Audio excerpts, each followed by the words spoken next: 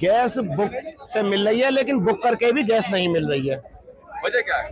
वजह ये है, कालाबाजारी चल रही है। 1500 रुपए के सिलेंडर मोहल्लों में दिए जा रहे हैं। बुकिंग का सिलेंडर नहीं मिला, डिलीवर्ड का मैसेज आ गया। सिलेंडर हमारा परसों खत्म हो गया था। अरे हमारा सप्लाई वाला आया तो वो कह रहा 1600 रुपए गल्ला के दे दूंगा, जबकि गैस की किताब कह के मैं 910 रुपए का सिलेंडर है। 3 दिन से रोज चक्कर काट रहा हूँ, मुझे सिलेंडर नहीं दे रहे, कह रहे बुक करके आओ। मेरा बुक हो गया, बुक होने के बाद मेरे घर पहुंच गया और मैं यहाँ खड़ा हूँ। मेरे घर सिलेंडर पहुंच गया, खामोखा कोई नहीं है मेरे घर सिलेंडर। मेरे सिलेंडर खाली है रख के, मुझे कुछ नहीं मिला। नहीं कल परसों 2 किलो भरवाए थे 400 रुपया के। 400 रुपए का दूध? हाँ। अब कोई भी नंबर बुकिंग ही नहीं हो रहा। नंबर बुकिंग कर रहे हैं तो नॉट रिचेबल आ रहा है फोन। से खड़े हैं आप? 9 बजे से लेकर 12 बज गया, अभी तक नंबर नहीं है। 3 घंटे हुए कम से कम खड़े हुए। मिडिल ईस्ट में जंग थमने का नाम नहीं ले रही है और जैसे जैसे जंग आगे बढ़ रही है, दुनिया भर में तेल और गैस का संकट गहराता जा रहा है। इसका असर भारत में भी दिख रहा है। यूपी से लेकर दिल्ली तक, महाराष्ट्र से लेकर राजस्थान तक, शहर शहर लोग एलपीजी सिलेंडरों के लिए परेशान हैं। लोगों को लग रहा है कि अभी तो गैस सिलेंडर मिल रहा है, लेकिन बाद में सप्लाई में कमी आ सकती है। इसीलिए लोग सिलेंडर की पैनिक बुकिंग कर रहे हैं। गैस एजेंसीज के सामने लाइनें लगी हैं।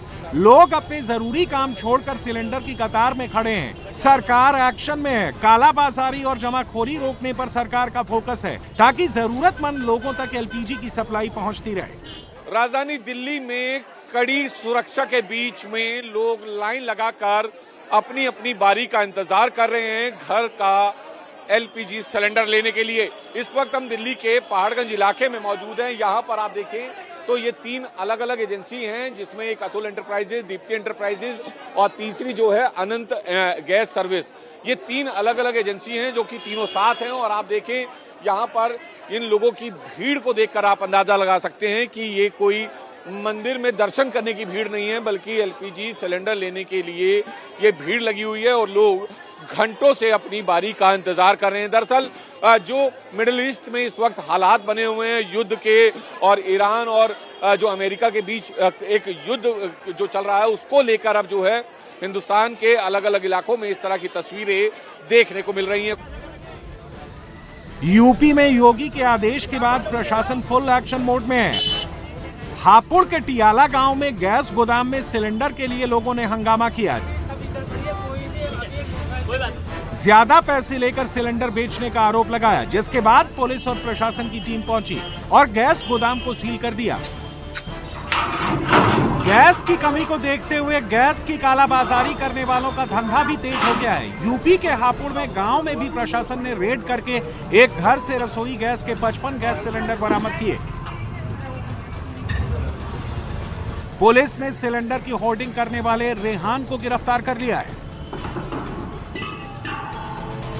गांव टियाला में एक महेंद्र गैस एजेंसी है, जहां पे इस प्रकार की शिकायत प्राप्त हुई कि उनके द्वारा पोर्टल के माध्यम से कस्टमर्स को ये मैसेज गया कि आपकी गैस की डिलीवरी कर दी गई है, परंतु कस्टमर्स को वास्तविक तौर पर कोई भी गैस की डिलीवरी नहीं हुई थी। इस कारण से गैस एजेंसी पर भीड़ लगी लोगों की, और इससे यह आशंका प्रतीत हुई कि वहाँ पे डाइवर्जन किया गया एलपीजी का। स्टॉक का जब वेरिफिकेशन किया गया तो इन संभावनाओं को बल मिला।